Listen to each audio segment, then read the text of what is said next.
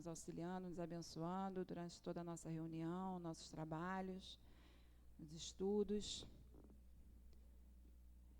Antes de nós começarmos a nossa reunião, nós lembramos aqueles que estiverem com seus celulares, coloquem chamada silenciosa, para que, ou desliguem, né? Mas, se não puderem desligar, coloquem chamada silenciosa para que não haja aquela interrupção durante os nossos trabalhos. Bom, hoje quem vai fazer o estudo para todos nós é a nossa companheira Yara Cordeiro, lá do CELGE Bento Ribeiro, do Rio de Janeiro, onde mais uma vez está aqui conosco. E hoje o seu estudo vai ser em torno uma lição do livro Antologia Mediúnica do Natal, onde as lições desse livro, durante todo esse mês de dezembro, em todas as reuniões públicas, nós vamos estar estudando, né? Nesse livro são inúmeros autores que vêm trazendo lições, e na busca de estarmos penetrando nas vibrações desse mês, o mês que comemoramos o aniversário do nosso Senhor Jesus, né? Nessas vibrações onde muitos espíritos de luz, espíritos superiores, espíritos bondosos, que realmente querem o bem da humanidade e trabalham muito pela humanidade, a gente vai buscando nesse mês, através dessas lições, penetrando nessas vibrações. Então, a gente sempre escolhe um livro, né, onde a gente vai estudando as lições, sempre direcionada às lições do Nosso Senhor. Então, hoje, o tema de hoje, que a nossa companheira Yara vai estar trazendo as suas reflexões, é da lição Humildade Celeste, tá? E o Valnei, aqui da nossa casa, que vai fazer o comentário Sustentação aos Passos, do livro Pão Nosso, a lição 24, Filhos Pródigos. Nós temos também alguns avisos. Lembramos que a gente não deve interromper aqueles que estão vindo pela primeira vez, que talvez não saibam. Não devemos interromper o palestrante. Aqueles que desejarem fazer alguma colocação, perguntarem alguma coisa, estiverem com alguma dúvida, deixem para fazer assim que terminar os nossos trabalhos, que a nossa companheira com certeza terá um imenso prazer em estar trazendo a resposta, respondendo, ouvindo, atendendo a todos vocês. No final da nossa reunião, nós temos um outro trabalho. Assim que termina a reunião pública, nós iniciamos uma outra tarefa, que é a tarefa do atendimento fraterno. Então, o atendimento fraterno é para todos aqueles que estão vindo pela primeira vez ou pelas primeiras vezes, quer se inteirar mais um pouco sobre as tarefas, sobre os estudos, enfim, sobre o trabalho que é executado na nossa casa, quer conhecer um pouquinho mais sobre a doutrina espírita, ou até mesmo quer conversar um pouco, nos conhecer um pouquinho melhor, ou desabafar, ou trazer um pouco das suas dores. E aí temos essa oportunidade de podermos ter aquele momento do atendimento fraterno, onde os médiuns da casa se posicionam aqui na frente, e aí uma pessoa vai indicando as pessoas que desejarem passar pelo atendimento, vão encaminhando aos médiuns, tá? Então, aqueles que desejarem esse atendimento, assim que terminar a reunião, podem ficar nos seus lugares, que aí a pessoa que vai estar aqui indicando, vai estar direcionando aos médiuns, vão fazendo esse trabalho. Aqueles que também não conhecem a casa ainda, não sabem das outras reuniões públicas que acontecem durante toda a semana. Toda a semana nós temos outras reuniões públicas, além desta de terça-feira, direcionada ao Evangelho segundo o Espiritismo. Nós temos na terça-feira, tanto no horário das 20 horas, mas também mais cedo, às 17 horas. E toda primeira e terça-feira de cada mês, toda primeira e segunda-feira de cada mês, às 18 horas, nós temos também uma reunião direcionada ao livro Céu e Inferno. Aqueles que desejarem participar estão convidados, né? Inclusive, a partir do ano que vem, essa reunião será semanal. Tá? Todas as quintas-feiras, nós temos a reunião pública às 17h30, direcionada às obras de Leon Denis, o patrono da nossa casa. E aos sábados, que nós temos também uma outra reunião às 17 horas, direcionada ao estudo do Livro dos Espíritos. Sendo que nas terças-feiras e nos sábados, nós temos também, simultaneamente ao trabalho da reunião pública, nós temos a evangelização infanto-juvenil aqui. Então, aqueles que tiverem as suas crianças, tiverem seus filhos, sobrinhos, netos, né, agregados e todas as nossas crianças que desejarem trazer, podem trazer, tá? Eles vão estar lá em cima, também, né, recebendo da mesma forma a evangelização. Estão sendo evangelizados da mesma forma que nós aqui embaixo, assistindo a reunião, tá bom?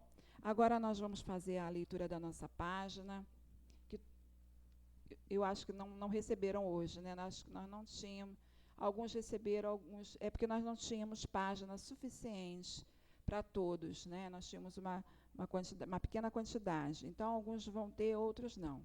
Então eu vou ler bem devagar para que todos possam acompanhar a página de hoje.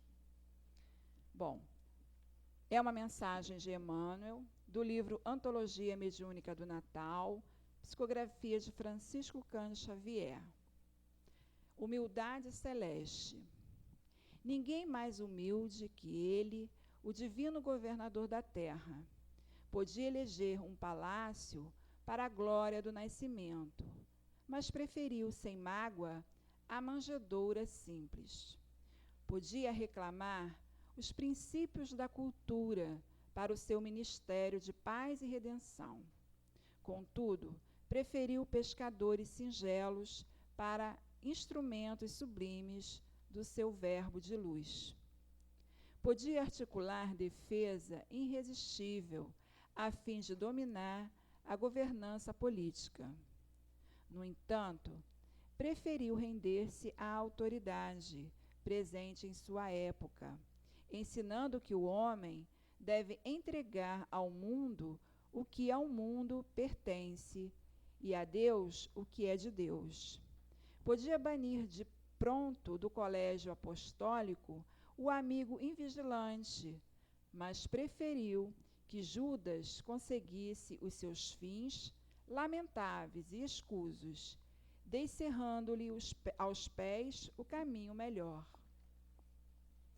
Podia erguer-se ao sol da plena vida eterna, sem voltar-se jamais ao convívio humilhante daqueles que o feriram nos tormentos da cruz.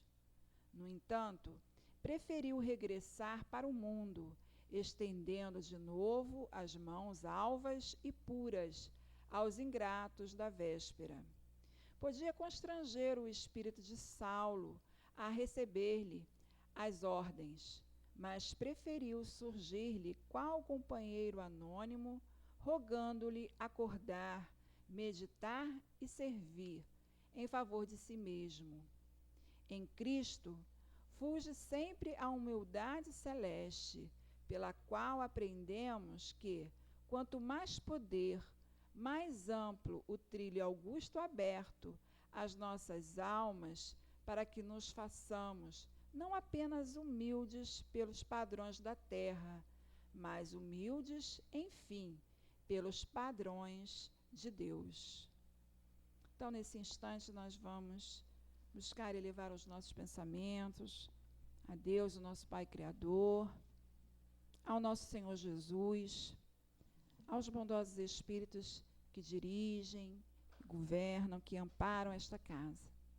Querido Mestre Jesus, aqui estamos, nesta casa, Senhor, e te agradecemos pela oportunidade de aqui estarmos mais uma vez, de podermos refletir, buscar compreender os seus ensinamentos, buscarmos, Senhor, também além de assimilar essas ideias, esses conceitos, que nós já conseguimos perceber, Senhor, tão importantes para o nosso crescimento espiritual, mas que possamos, acima de tudo, Senhor, buscar colocar em prática, na vivência, com os nossos irmãos, nas nossas vidas de relação, Senhor.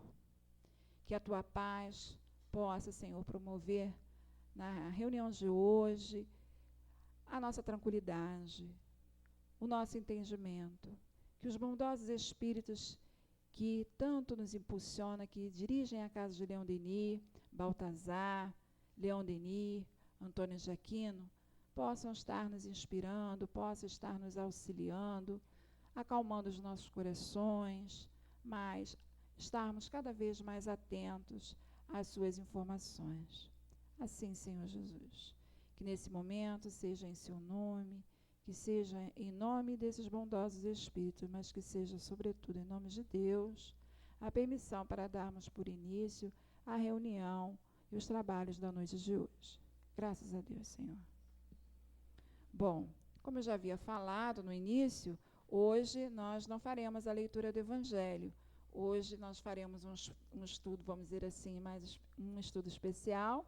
Então, nós passamos a palavra à nossa companheira Yara e que Jesus a abençoe e a envolva nesse momento. Graças a Deus.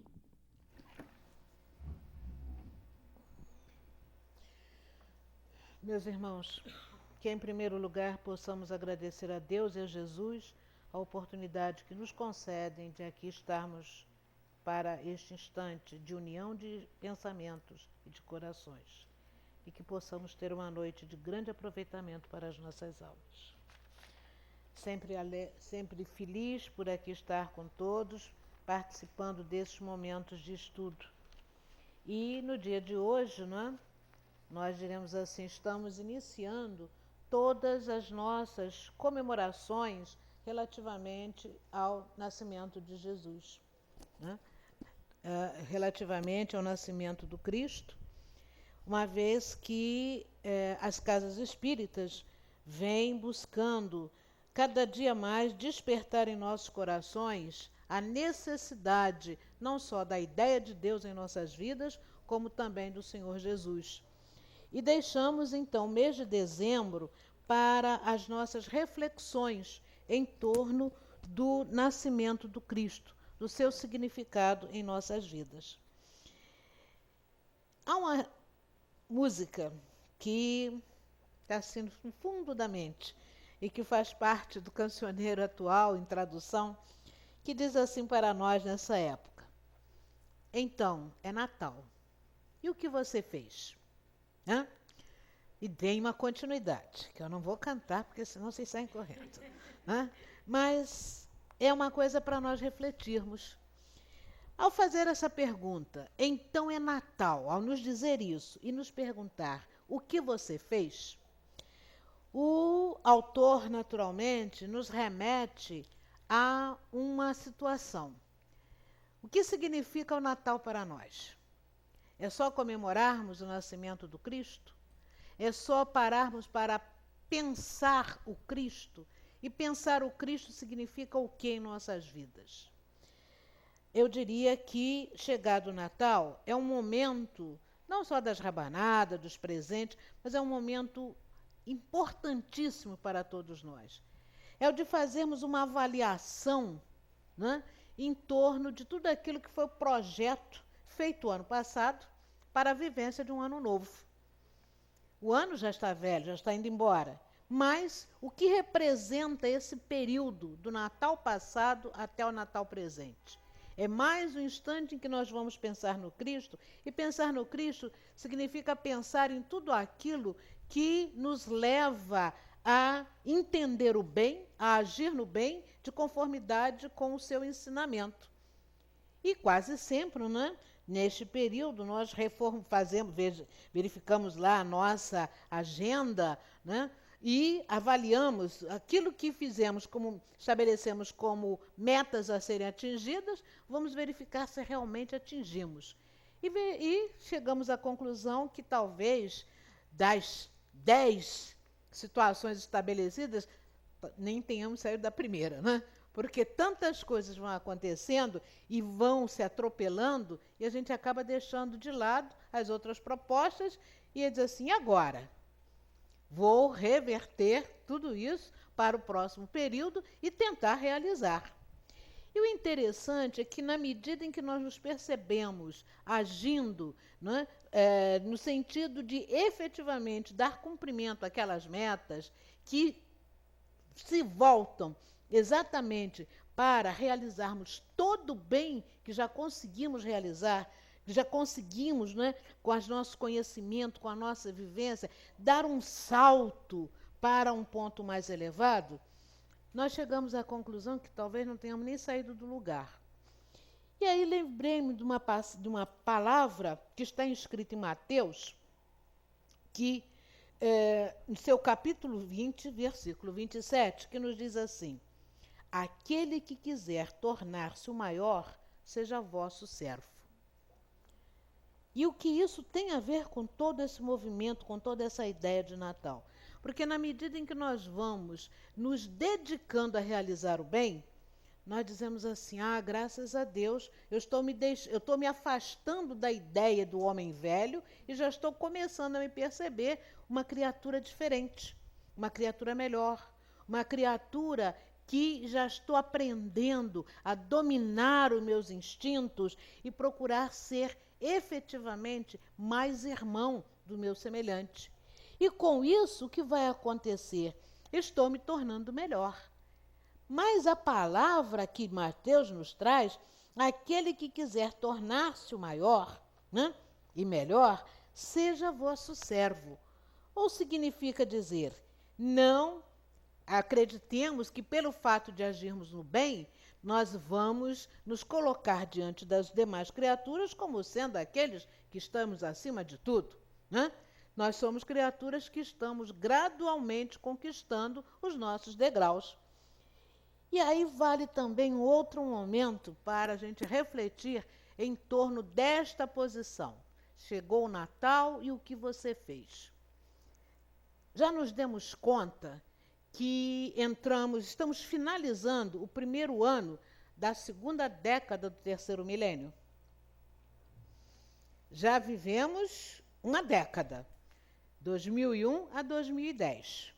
Será que agora que estamos finalizando, né, este primeiro ano da segunda década, somos homens melhores ou somos iguais aos homens da década anterior, ou melhor, do século passado? Como é que nós estamos? Como é que nós nos vemos diante da vida? E é por essa razão, né, que nós precisamos parar para fazer as devidas reflexões do que significou este ano de trabalho, do que está significando esse meu momento deste encontro com o Cristo, de poder me identificar se eu realmente já conseguir internalizar todo aquele ensinamento e já sei praticar, já sei agir, de modo a que as criaturas que sejam beneficiadas pelas minhas ações possam perceber o Cristo através dos meus atos, da minha palavra, do meu pensar. Porque senão, eu ainda vou ter que lutar muito para alcançar todo esse contexto. E o que é, né, ser esse homem diferente? Como se apresentará esse homem diferente? Ele vai ter necessidade, não é, de, tendo feito todas as conquistas, se apresentar aos homens com aquela palavra da autoridade, mostrando um poder que nem sempre nós temos, porque a vivência dentro do poder, nós podemos sim, né? Todos nós temos poder, que é o resultado de um aprendizado, de uma capacitação que nós vamos apresentar a partir dos estudos de preparação para o desempenho de qualquer tarefa, mas nem tudo que a gente pode realizar, né? Nem tudo que aquilo que diz que é o nosso poder, eu posso realizar, porque eu posso ter uma atitude que vai ser prejudicial aos meus semelhantes.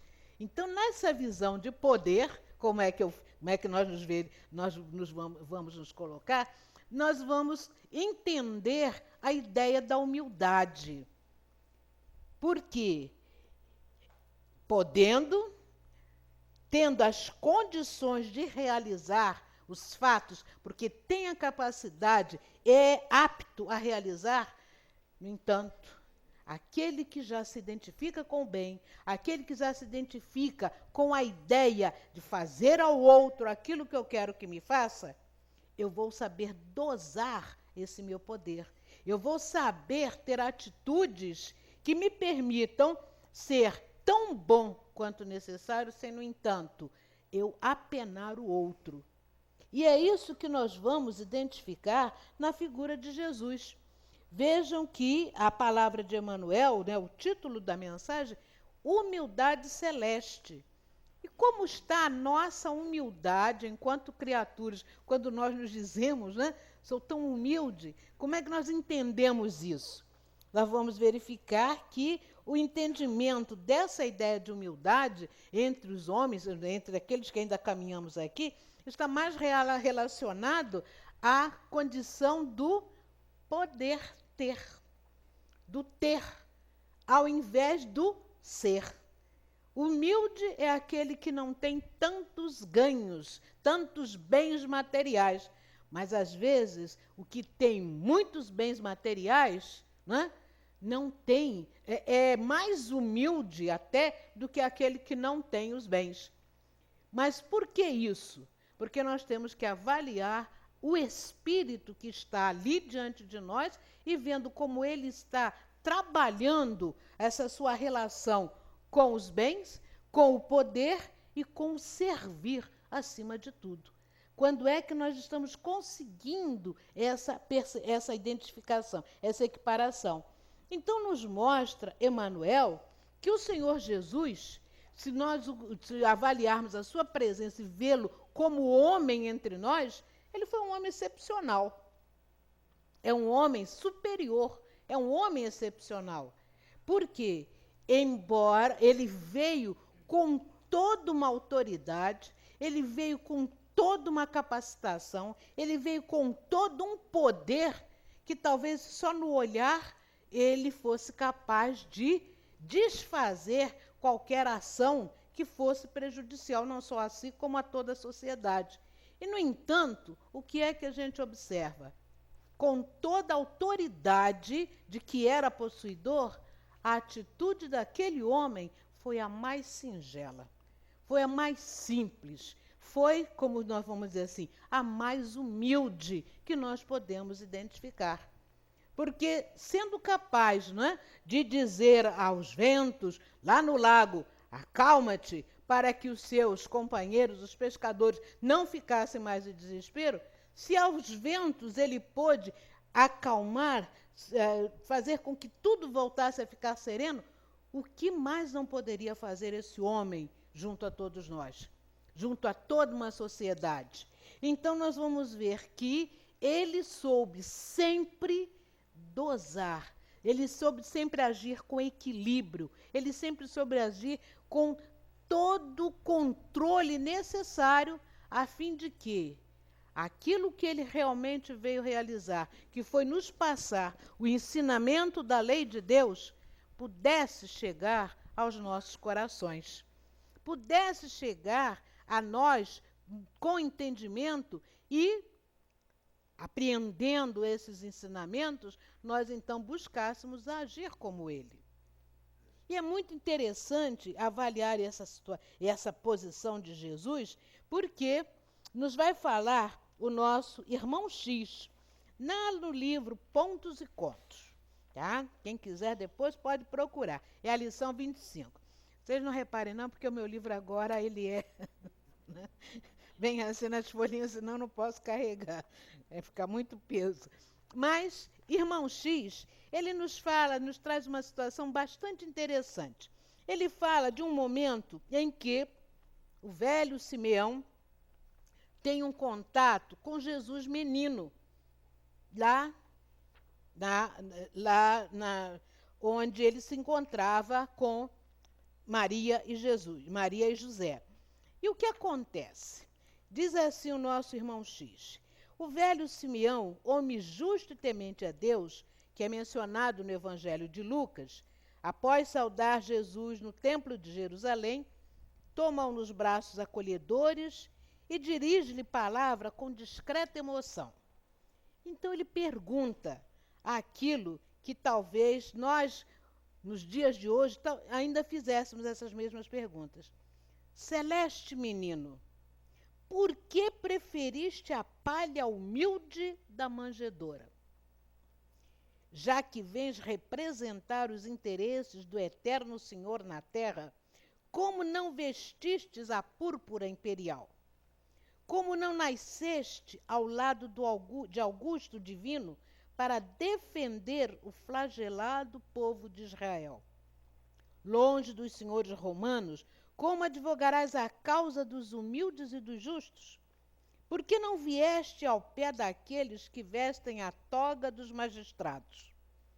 Então, poderias ombrear com os patrícios ilustres, movimentar-te-ias entre legionários e tribunos, gladiadores e pretorianos, atendendo-nos à libertação. Por que não chegaste como Moisés, valendo-se do prestígio da casa do faraó? Quem te preparará, embaixador do Eterno, para o ministério santo, que será de ti sem lugar no sinédrio? Samuel mobilizou a força contra os filisteus, preservando-nos a superioridade. Saul guerreou até a morte para manter-nos a dominação. Davi estimava o fausto do poder. Salomão, prestigiado por casamento de significação política, viveu para administrar os bens enormes que lhe cabiam no mundo. Mas tu, não te ligaste aos príncipes, nem aos juízes, nem aos sacerdotes. Não encontrarias outro lugar além do estábulo singelo? A pergunta daquelas criaturas simples de mente, que não tinha ainda alcançado a verdade da missão que Jesus veio realizar entre nós. Porque qual seria realmente a nossa pergunta, não é? Se tudo já havia sido anunciado, que viria o Salvador daquele povo, viria aquele que realmente resgataria, não é, as tribos de Israel do domínio romano, das lutas, como é que ele vai nascer e se colocar no estábulo? Como é que ele vai deixar de ter a vestimenta, né, dos príncipes? Como é que ele vai ficar sem debater, sem aquela apresentação dos juízes, dos filósofos? Se dentro da própria família de Israel, o que ele nos diz? Samuel mobilizou a força contra os filisteus, preservando-nos a superioridade. Vejam que ele está se referindo à superioridade, à hegemonia do povo que acredita em um único Deus. Né? Saul guerreou até a morte para manter-nos a dominação. Davi estimava o fausto do poder. E Salomão, prestigiado por casamento de significação política, viveu para administrar os bens enormes que lhe cabiam no mundo. Olha a diferença da situação. Aqueles que eram considerados maiores entre os hebreus, entre os israelitas, no entanto, não tiveram a mesma condição do Cristo, porque eles vieram defender a posição dos de seu grupo dentro do mundo material. E como é que aquela criança que buscou Herodes matar para que não lhe tomasse o poder, no entanto, como é que aquela criança era considerada a salvadora da humanidade? Por quê? E continua Simeão. Jesus, o menino, o ouvia e vendo a angústia do Senhor, não é? Ele continua: onde representarás os interesses do Supremo Senhor? Sentar-te-ás entre os poderosos? Escreverás novos livros da sabedoria? Improvisarás discursos que obscureçam os grandes oradores de Atenas e Roma? Amontoarás dinheiro suficiente para redimir os que sofrem? Erguerás novo templo de pedra, onde o rico e o pobre aprendam a ser filhos de Deus? Ordenarás a execução da lei, decretando medidas que obriguem a transformação imediata de Israel? Dize-me, ó divina criança, onde representarás os interesses de nosso Supremo Pai? Olha a angústia, né, da alma na busca das informações que lhe garantissem aquela libertação interior de todo um jugo, que não era apenas o jugo material, promovido por Roma, mas também o jugo do pensamento doentio daqueles que ainda viviam apenas para usufruir das coisas do mundo terreno, das coisas relacionadas à vida do mundo. E não sentia a paz no interior de seu coração. E ele então pergunta: dize-me, onde representarás os interesses do nosso Supremo Pai? E relata então, irmão X, que a pequenina criança bate com a mão no peito de Simeão. Bate várias vezes. E nesse instante, Maria se aproxima para tomar o pequeno e levá-lo para o seu lar. Simeão vem a desencarnar. Ele não ouviu da boca de Jesus a resposta, mas, chegado ao plano espiritual, ele verificou que Jesus não deixou de lhe responder. Por quê? Quando Jesus, né, de forma silenciosa, bate com as mãozinhas no peito de Simeão, ele diz onde ele iria representar os interesses do Pai. E onde é? No nosso coração. Nos nossos corações é que ele iria desempenhar todo o papel de elevar as almas, de trazer a informação, representar o Deus, nosso Pai Criador, e nos estimular a quê? A fazermos o exercício da libertação de tudo aquilo que vem constrangendo a alma humana até o presente momento. Então, quando, não é, nos pergunta o autor da música, chegou o Natal, e o que você fez? É o chamado para que voltemos para dentro de nós mesmos e avaliemos o que já conseguimos realizar com as nossas experiências, com a visão cristã que já conseguimos, embora, né, com alguns percalços, mas que já conseguimos ter, que já entendemos o que é ser cristão, já entendemos o que é agir de conformidade com a mensagem cristã. E para nos dar esse apoio, para nos dar esse estímulo, nós temos a doutrina espírita, que nos relembra cada vez mais fazermos ao outro aquilo que desejamos que nos faça. E neste processo, né, dessa ação de promover sempre cada vez mais o bem para o entorno de nós, nós vamos perceber que, respondendo, né, ou levando em conta a palavra de Mateus, aquele que quiser tornar-se o maior, seja vosso servo, vem sempre a palavra de Jesus, que quando formos convidados para quaisquer eventos, formos convidados para os banquetes, procuremos sentar no último lugar. Não sejamos os primeiros, porque quase sempre aqueles que se apresentam para sentar nos primeiros lugares, o que é que eles estão desejando?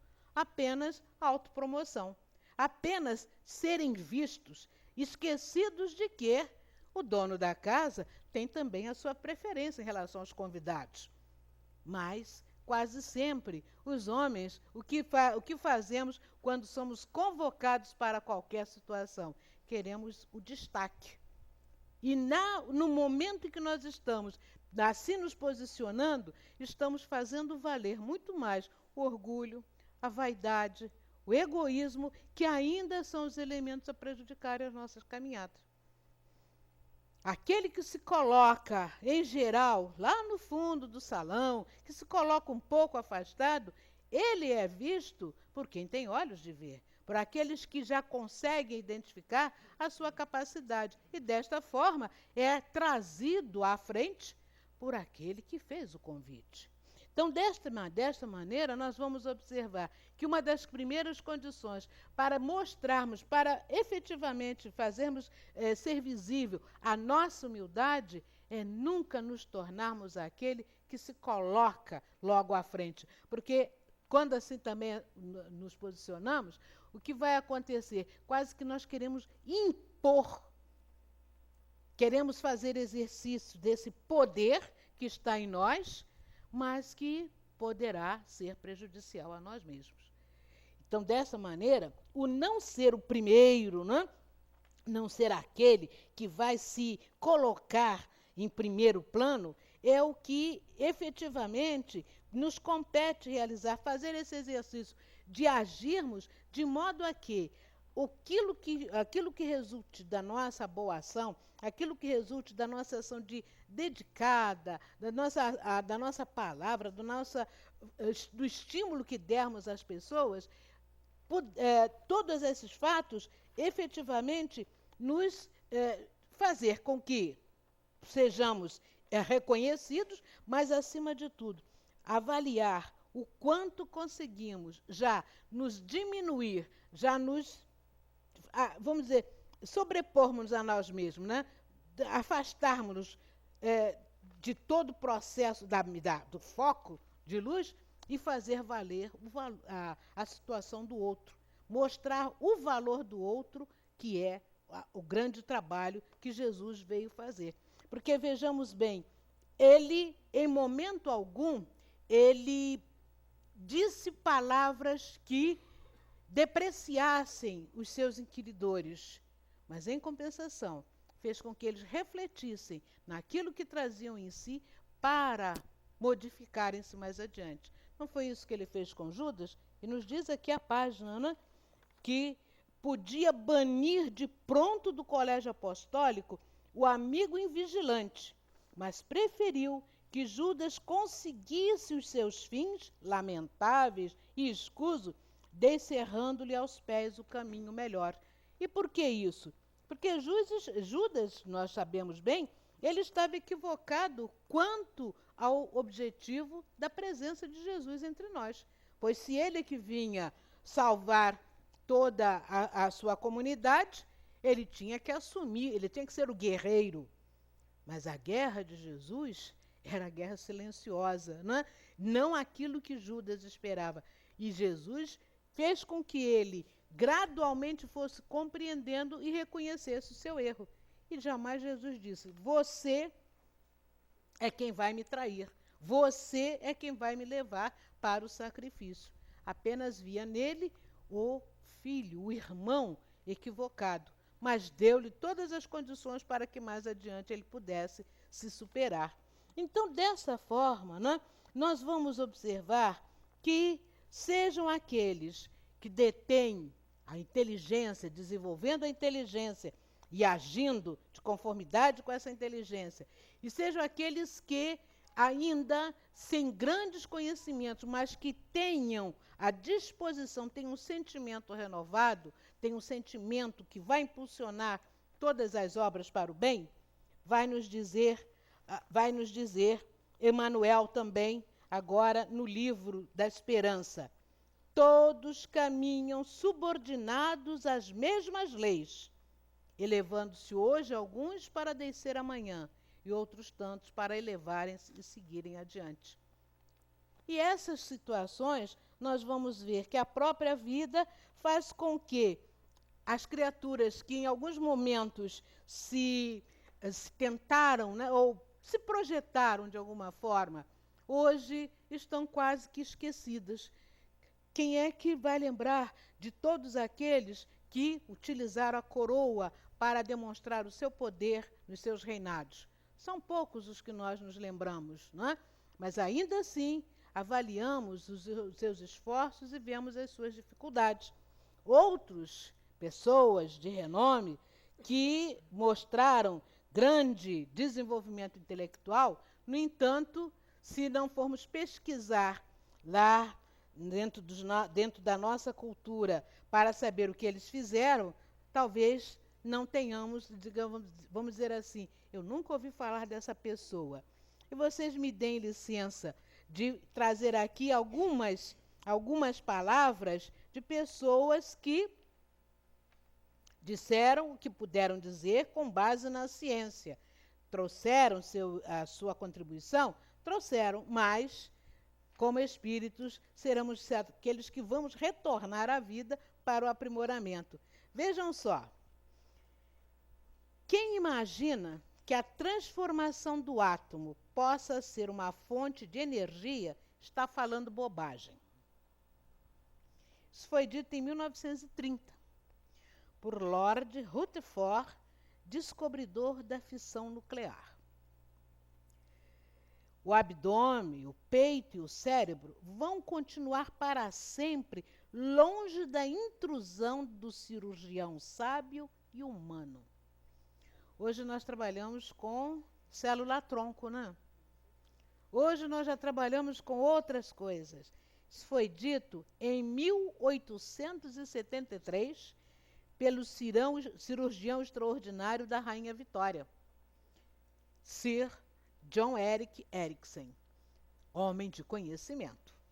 Com todo um poder dado pelo seu conhecimento, no entanto, ele não podia fazer, não é o que hoje fazem os nossos cirurgiões. Tudo que poderia ser inventado já foi inventado. Isto em 1899, dito por Charles Dewey, diretor do Departamento de Patentes dos Estados Unidos. E a cada dia a gente vê as nossas crianças criando coisas que até Deus duvida, né? Penso que há talvez no mundo mercado para 5 computadores. Thomas Watson, presidente da IBM em 1943. Nós podemos dizer que essas criaturas não sejam criaturas que marcaram o seu tempo, marcaram, né, a sua época. Porém, se nós formos observar, há necessidade de uma renovação do pensar. E um pensar que vai extrapolar tudo isso. Lord Kelvin, em 1895, ele era presidente da Royal Society da Inglaterra, ele disse assim: máquinas voadoras mais pesadas do que o ar são impossíveis. Hoje a gente ri, não é? Disse, mas como? Como é que criaturas com todo esse conhecimento claudicaram no meio do caminho?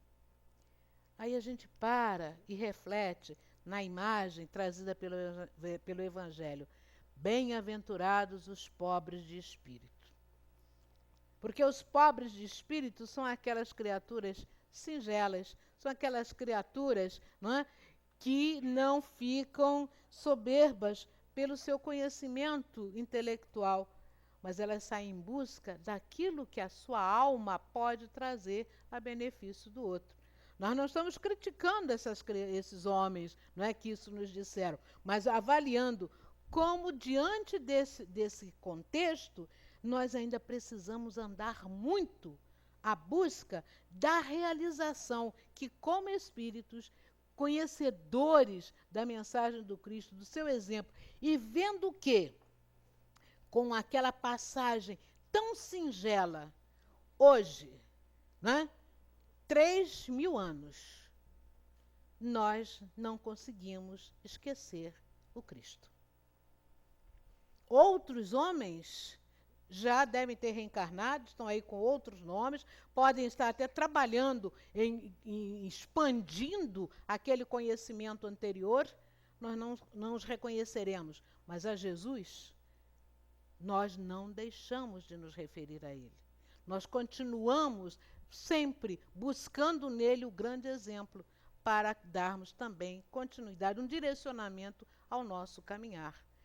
Dessa forma, né, nós vamos entender que, para compreender aquilo que nós chamamos de humildade, né, isso que vai fazer a identificação do próprio Cristo em nós, em torno de nós, o que seria, como é que nós poderíamos dizer assim? É a humildade.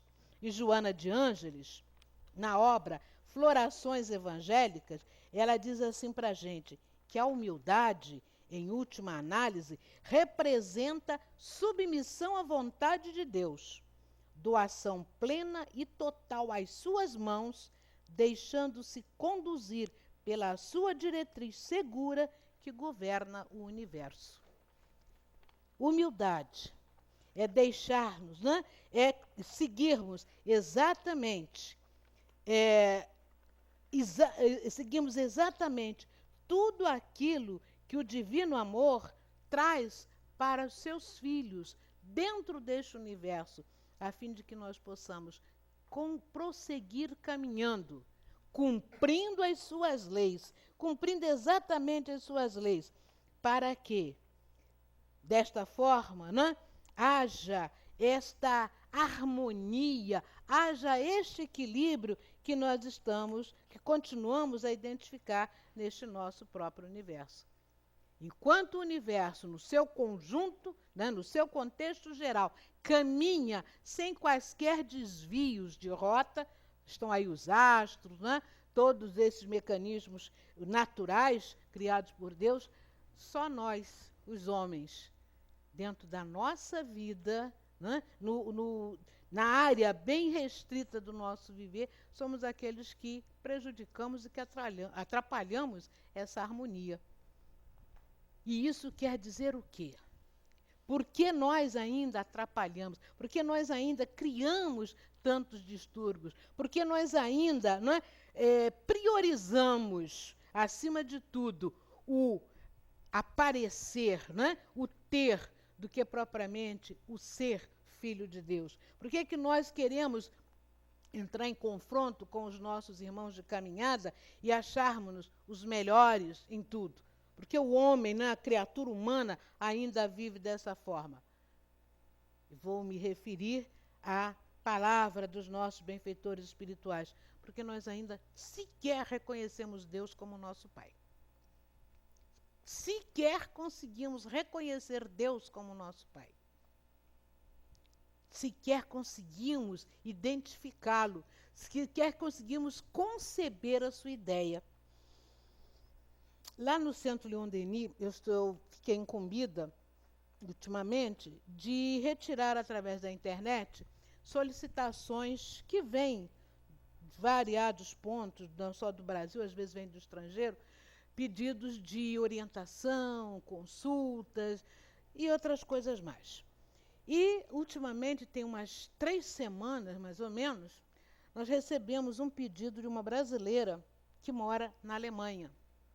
Casou-se lá na Alemanha, acabou se divorciando, mas tem uma situação muito difícil, o relacionamento dela com o ex-marido. Ela tem uma filha, a filha está neste momento com 16 anos, foi encaminhada para uma creche, porque em função das desavenças entre ela e o marido, a justiça alemã acabou caminhando a menina para a creche, porque considera que a mãe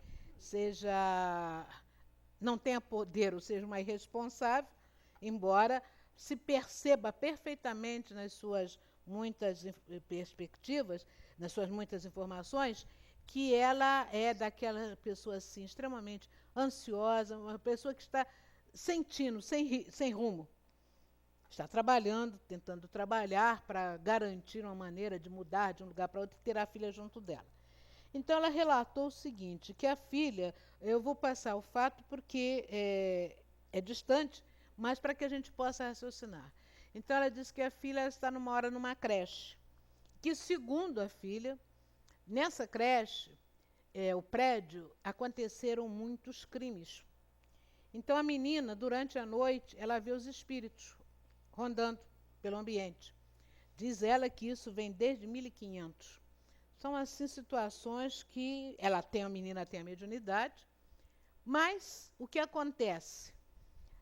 A mãe escreveu pedindo socorro de todas as formas, que nós oremos do lado de cá para tirar os espíritos do lado da filha dela, que tomemos todas as atitudes possíveis.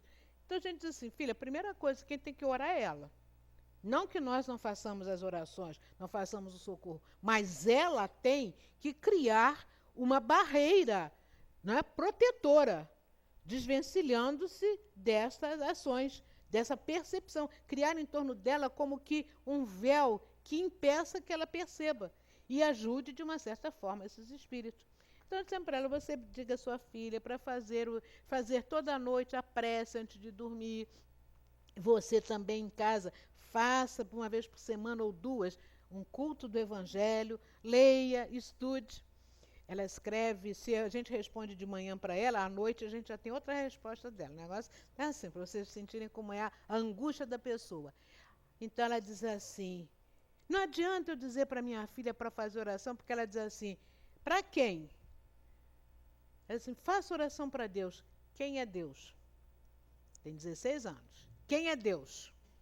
Ele nunca me olhou, nunca me viu, nunca falou comigo, nunca me disse nada. E é essa a grande dificuldade. Que mesmo sendo um espírito, né, recém-chegado, 16 anos está recém-chegado na vida da humanidade terrena, mas ela não consegue identificar o Criador da vida. Não consegue esse contato, esse relacionamento. E nós precisamos exatamente fazer com que ela perceba isso.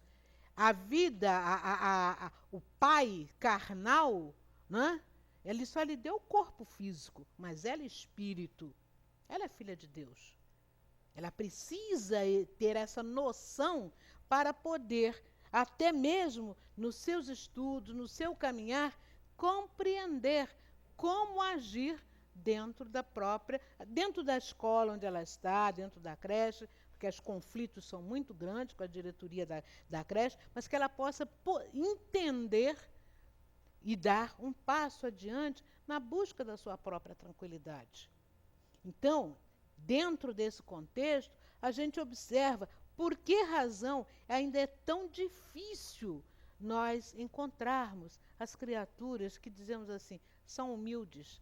Aquelas criaturas que falam mais com o coração do que com todo o seu orgulho, do que com toda a sua vaidade. Porque ainda não conseguiram entender o Criador.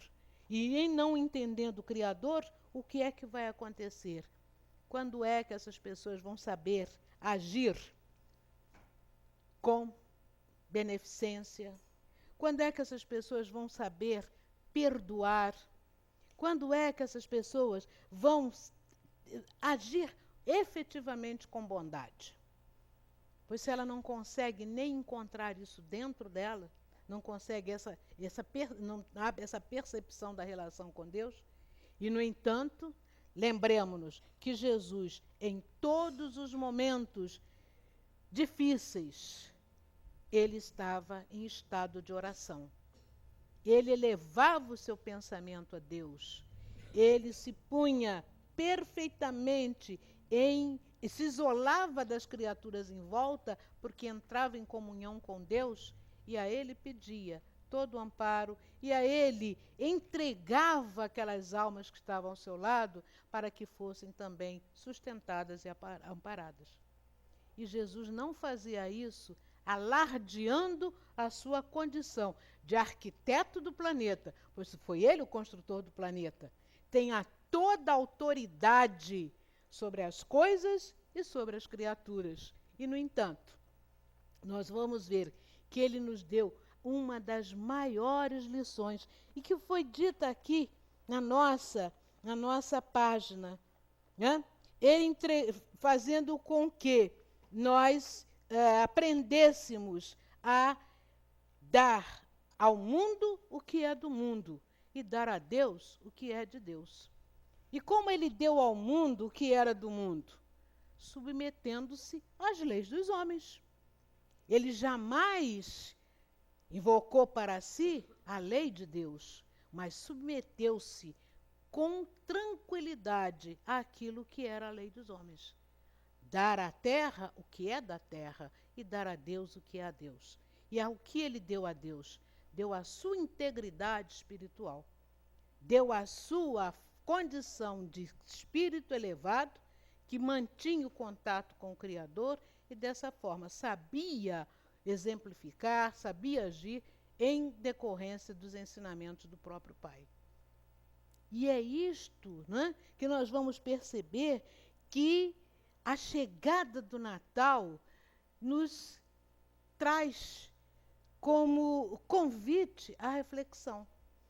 Será que nós já conseguimos também, enquanto criaturas que estamos aqui caminhando, desde o século passado para este século, da década passada para este novo período, será que nós já conseguimos nos transformar? Será que já houve em nós mesmos alguma modificação? Será que nós já conseguimos, não é, parar para ouvir o outro no momento da sua explosão emocional? Parar para ouvir e dizer assim para nós mesmos: ele não está brigando comigo, ele está trazendo para fora a sua dor mais profunda, e esperando que nesse momento eu seja aquele que vai ajudá-lo a vencer essa dor. Será que a gente já consegue fazer isso? E eu vou dar assim uma receitinha, que eu acho que eu já falei isso aqui alguma vez, uma receitinha que é muito boa, vale como exercício. Será que a gente já consegue, nem precisa que o outro grite, mas será que a gente já consegue fazer essa identificação, ouvindo com os olhos e vendo com os ouvidos? É complicado, né, a ideia? Como é que eu vou ouvir com os olhos e ver com os ouvidos? Pergunta para uma mãe se ela não sabe quando o seu filho está dizendo uma coisa, né? Nós olhamos assim para os nossos companheiros, as nossas companheiras, que vêm nos trazer uma exposição de motivos, e a gente diz assim, tá, pode continuar, mas eu sei que isso aí, metade dessa história aí é mentira. E por que a gente diz isso? Né? Porque nós não estamos, a pessoa não está no seu discurso dizendo coisas impróprias, mas a nossa visão, né, olhando para o outro, nós vamos identificar aqueles sinaizinhos que desmentem o que a boca está dizendo. Mãe não sabe disso? Filho que chega para ali, vem com aquela história, olha, mãe, quero fazer isso, fazer aquilo. Tá, já olhei para o teu pé, já sei que a coisa é diferente, não é nada disso que você está querendo me dizer. Por quê? Porque aqueles tiques, né? É um rito com a boca, vou coçar o cabelo, dar uma ajeitada no cabelo. Aquilo, corta no ato a força da mensagem, que aí a gente vê que a coisa é completamente diferente. Então, isso eu aprendi, inclusive, com a minha coordenadora de orientação educacional. Aprenda a ouvir com os olhos e ver com os ouvidos. Né? É um exercício que eu digo a vocês, vale a pena.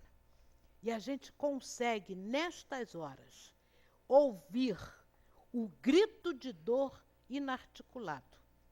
Porque aquele que está no auge da sua dor nem sempre consegue expressá-la. Porque não quer que muitas vezes o outro lhe penetre o fundo e identifique a causa daquela dor, que às vezes é dor íntima da alma. E quando nós conseguimos ouvir isso, né, pela palavra inarticulada, nós não precisamos nem dizer nada. Quem sabe chegar ali perto daquela pessoa, dar aquele abraço, né? Como fazia o Dr. Bezerra de Menezes. Abraçava. E naquele abraçar, ele doava toda a força do seu magnetismo para sustentar, para elevar a criatura. E sem fazer alarde. Humildemente, com carinho, com amor.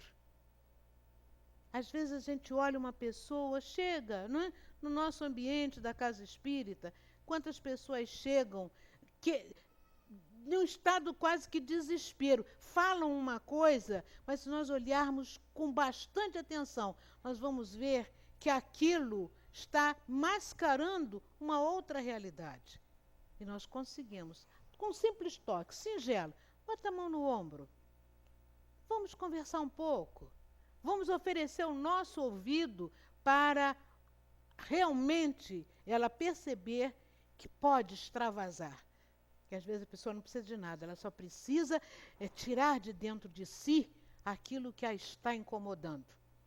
E até mesmo depois ela diz assim, olha, você me ajudou tanto, e às vezes a gente não disse uma palavra, né? Nós ficamos até caladinhos, a pessoa diz, você me ajudou tanto, porque ela estava engasgada, né? Quase sufocando. E colocado aquilo para fora, o que acontece? Ela já tem condições de repensar o próprio viver e ter dar um outro direcionamento à sua caminhada. Não era isso que Jesus fazia? Olhou para a mulher, né, que estava lá no meio do povo, e só na troca de olhar ele pôde dar a ela todo o estímulo de uma renovação. Não precisou que a mulher lhe declarasse as suas angústias, as suas dores, mas ele viu no fundo da alma, e isso nós podemos fazer. E à medida que assim o fizermos e respondermos, agirmos, não é?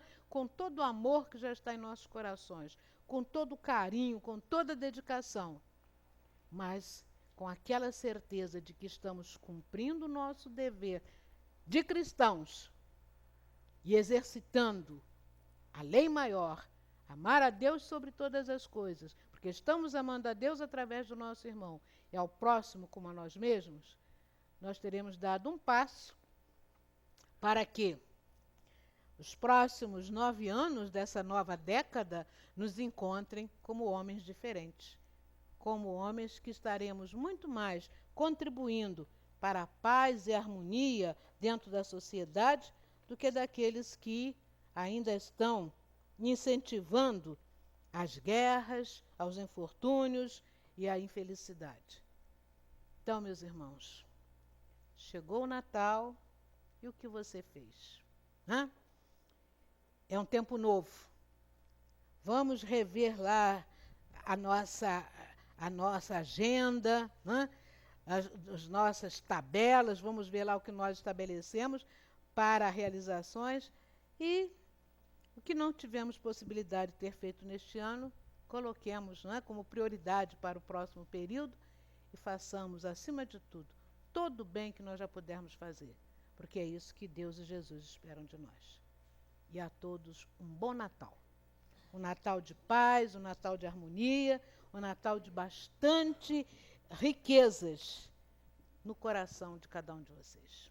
Que Deus nos abençoe. Vamos agradecer a nossa companheira Yara Cordeiro e vamos agora passando para o momento dos passos, mas antes nós vamos fazer a leitura que será comentado pelo nosso companheiro Valnei. É a lição do livro Pão Nosso, pelo Espírito Emmanuel, através da psicografia de Franciscano Xavier, a lição 24, Filhos Pródigos. E caindo em si, disse: quantos jornaleiros de meu pai têm abundância de pão, e eu aqui pereço de fome. Está em Lucas, no capítulo 15, versículo 17. Examinando-se a figura do filho pródigo, toda a gente idealiza um homem rico, dissipando possibilidades materiais nos festins do mundo. O quadro, todavia, deve ser ampliado, abrangendo as modalidades diferentes. Os filhos pródigos não respiram somente onde se encontra o dinheiro em abundância. Acomodam-se em todos os campos da atividade humana, resvalando de posições diversas. Grandes cientistas da Terra são perdulários da inteligência, destilando venenos intelectuais, indignos das concessões de que foram aquinhoados. Artistas preciosos gastam por vezes, inutilmente, a imaginação e a sensibilidade através de aventuras mesquinhas, caindo afinal nos desvãos do relaxamento e do crime. Em toda parte Vemos os dissipadores de bens, de saber, de tempo, de saúde, de oportunidade. São eles que, contemplando os corações simples e humildes em marcha para Deus, possuídos de verdadeira confiança, experimentam a enorme angústia e inutilidade e, distantes da paz íntima, exclamam desalentados: quantos trabalhadores pequeninos guardam o pão da tranquilidade, enquanto a fome de paz me tortura o espírito.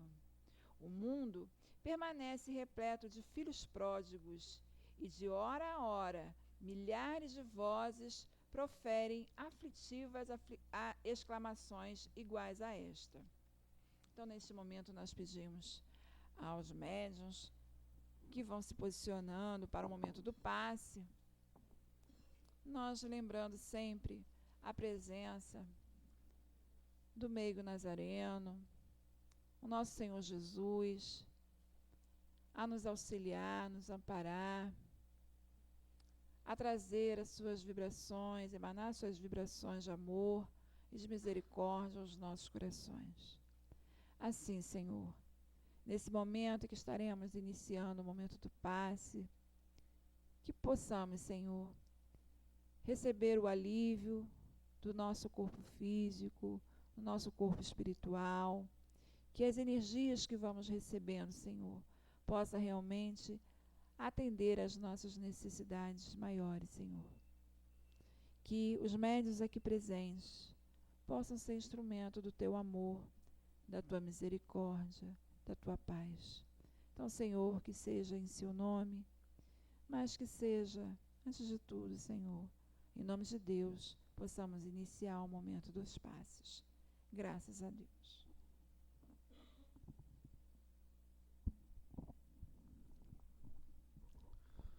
Meus irmãos, que nesse instante de tranquilidade, de harmonia nesta casa, possamos nos deixar levar por essa vibração, levemos os nossos pensamentos ao nosso Pai de amor e bondade, para que possamos usufruir da benesse desse instante, que o passe que receberemos possa em nós surtir o efeito de que tanto sentimos necessidade. A página de hoje nos traz a refletir sobre a parábola do filho pródigo, aquele que em certo momento, querendo a sua felicidade, querendo a sua liberdade, pede ao seu pai amado um valor, uma parte daquilo que julgava ser seu por direito, a sua herança. E recebendo com carinho do seu pai, sai ao mundo em busca da sua felicidade, em busca do que julgava ser o melhor para si. E através das suas percepções, do seu livre-arbítrio, faz as suas decisões e não foi feliz, passa as dificuldades que todos nós passamos, pois que aprendemos através dos nossos acertos e dos nossos erros. E em dado momento, pensando na sua situação de dor, de aflição, de angústia, na dificuldade que passava, pois que as suas decisões, agora, depois de tomadas, percebe não ter sido as melhores, percebe não ter sido acertado no seu julgamento, no seu juízo, e lembra do pai, da sua casa, do seu amor, que sempre o provê de tudo que ele precisava e ele, no momento, não valorizava. E volta ao pai, que o recebe com muito amor, com muito carinho. A gente vê na lição que nos traz a refletir um conceito mais amplo, porque o Pai, o nosso Senhor, ele nos faculta diversos meios diversos recursos para que nós consigamos aquilo que realmente desejamos. A felicidade não é só apenas o dinheiro, ferramenta que acreditamos contribuir em grande parte para isso. Nos dá o tempo, nos dá a saúde, nos dá a sabedoria, a sensibilidade, nos dá diversas oportunidades. E qual o direcionamento que nós damos para a nossa vida? Qual o direcionamento que damos? O que acreditamos ser o nosso objetivo aqui na Terra? O que acreditamos ser o caminho mais correto, mais acertado para a nossa busca de felicidade, de paz? O Mestre veio a trazer para nós uma fórmula. Ele disse: amai. Amai ao próximo. Amai a si próprio. Amai a Deus sobre todas as coisas. E para isso, não se cansa de oferecer para nós oportunidades. Temos a palavra, podemos levar tanto carinho, tanto consolo para aqueles que se apresentam em nossa frente com as suas dores, com as suas carências. E o que fazemos? Tomamos a atitude acertada em deixar o amor que reside em nós nos envolver e envolver o nosso entorno? Enfim, temos nossas mãos, podemos andar, estudamos, temos conhecimento, pensamos, temos todas essas possibilidades. E para quê? Para uma satisfação pessoal? Ou para, através do exercício, do doar-se, conseguir essa aproximação, essa identidade com o Pai? Será então que, sob esse prisma, sob essa ótica, não vemos no Jesus, nosso irmão amado, mostrando quanto pode ser diferente a nossa vida, quanto mais leve pode nos parecer esse nosso testemunho, esse aparente sacrifício, essa aparente dor que nos apresenta a nossa vida, quando nós percebemos que a vida nos apresenta oportunidade para descobrirmos em nós utilidade em que temos de melhor, a semelhança com o Pai, para aprendermos que o bem, o querer ajudar o outro, o se importar com a dor do outro, é algo que, sem perceber, nos faz sentir melhor. Aqui na casa de Leon Denis, quem tem a oportunidade de participar numa obra social e ver tantas pessoas com as suas dificuldades, as suas dores, observar que as nossas não nos impede de abraçar, como a irmã falou, o outro, e sabendo que de repente não temos condições de mudar naquele momento essa situação, mas podemos envolver a cada um, passando todo esse amor, toda essa energia, todo esse carinho que recebemos a todo instante do Mestre Jesus, do nosso Pai. Que possamos, meus irmãos, sentirmos a sua presença em nossas vidas, hoje e sempre. Graças a Deus.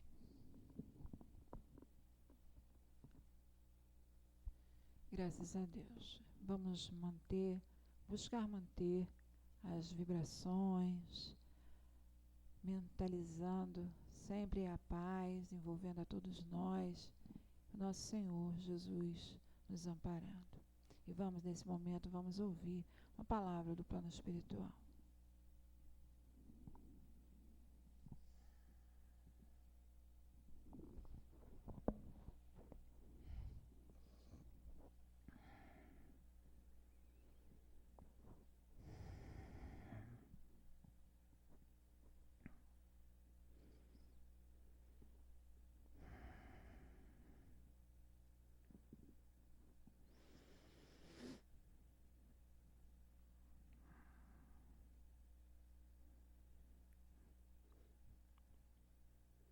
Meus irmãos, Jesus traga paz e fortalecimento a todos nesses momentos de estudos e de trabalhos espirituais. Temos visto o homem de talento caminhando para superar a todo momento e se fazer aparecendo com suas elucubrações e seus desenvolvimentos intelectuais na presença dos homens.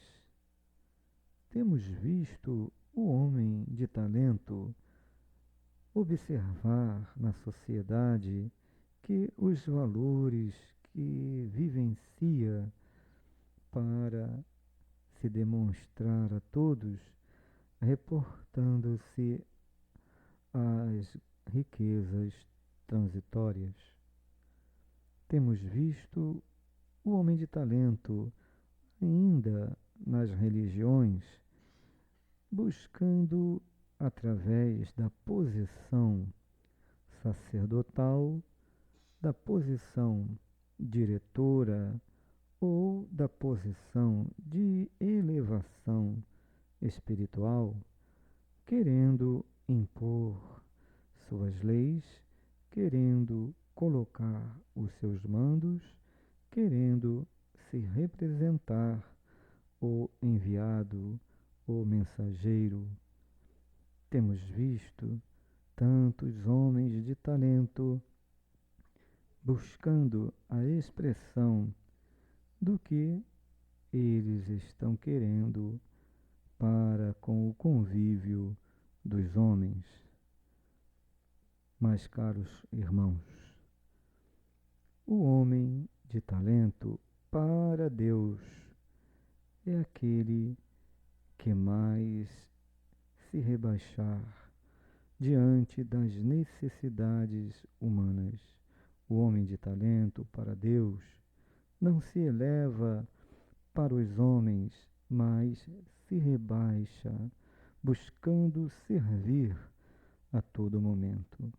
O homem de talento, na sociedade, ele busca olhar o que pode fazer dentro das lutas humanas a desenvolver o equilíbrio, a desenvolver a fraternidade, a desenvolver a esperança. O homem de talento, através da religião, é aquele que não se posiciona como elevação, mas que estende as mãos com dignidade, se colocando em cada momento, em cada dor, em cada sofrimento, se colocando sempre abaixo de todos, dizendo: eu sofro, conheço essa experiência, conheço esta mesma dor. Então, caminhemos juntos em busca da paz, da segurança. Caminhemos juntos em busca dessa elevação, estendendo as mãos sem se colocar superior. O homem de talento, no sentido divino, ele é o mensageiro do trabalho do bem. Ele não se faz representante, mas se coloca junto onde é chamado para que o bem em suas vibrações possa se fazer representado. Não pensa em ser alvejado por palavras de reconhecimento, mas sim pensa em ser aquele que mais deve, aquele que mais necessita de experiências, de paz, de trabalho, de sentimentos, de transformação. O homem de talento para o mundo espiritual, caros irmãos, é aquele que mais serve. Quantas dores temos visto nas expressões do mundo para os homens da terra, reconhecidos na terra e muitas vezes esquecidos ou desconhecidos do mundo espiritual. E quantas vezes temos visto encarnados, apagados na visão do reconhecimento dos homens da terra, mas com expressão de amor, de sinceridade, de dedicação, de trabalho, e ao retornarem para a pátria espiritual, são reconhecidos por muito servirem, são reconhecidos por muito auxiliarem, são reconhecidos por muito amarem, são reconhecidos de Deus. Caros irmãos, vejamos a Jesus servindo a todo momento, e quando lançado aos seus olhos e as perguntas dizendo: Tu és rei? Jesus responde: Tu dizes, sou rei. Se meu reino fosse aqui, os meus homens não me deixariam cair nas mãos dos fariseus, mas o meu reino não é aqui. Jesus demonstra que o reino que deve permanecer na terra não é o reino da opulência, não é o reino da virtude, do reconhecimento, do aplauso, não é o reino do poder pelo mando, mas é o reino da paz, da serenidade, da fraternidade, do trabalho do bem, do amor ao próximo. Esse é o reino dos céus. Façamos assim, meus irmãos, sentindo a proposta de Jesus, criando o reino necessário em nossos corações, com humildade e com o trabalho do bem. Saiamos da nossa encarnação, cada um carregando o talento de servidor. Que Deus, que Jesus ampare a todos, hoje e sempre, altivo aos seus corações. Muita paz, meus irmãos, muita paz.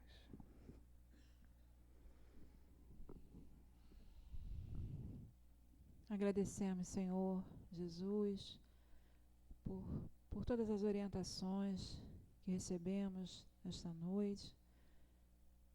A sua palavra, Senhor Jesus, através desses bondosos espíritos que vêm nos orientar, vêm nos impulsionar, vêm nos consolar, acalentar os nossos corações, mas nos mostrando as nossas necessidades espirituais, o nosso compromisso, Senhor, que é desenvolver em nós o sentimento do amor. Então, Senhor Jesus, muito obrigada, Senhor, por esses momentos que aqui passamos. Que possamos voltar para os nossos lares, Senhor Jesus, levando essa paz, essas vibrações de amor que aqui recebemos, percebemos, também a todos os nossos irmãos que vamos encontrar no nosso ponto de origem. Senhor Jesus, que possamos estar sempre buscando a essas oportunidades. E que seja em seu nome, que seja em nome dos espíritos que dirigem a Casa de Leão Denis, em nome de Baltazar, que seja em nome de Leão Denis, Antônio Jaquino, mas que seja sobretudo em nome de Deus, a permissão para darmos por encerrado o estudo e o trabalho, o espaço da noite de hoje. Graças a Deus. Nós agora vamos iniciar o momento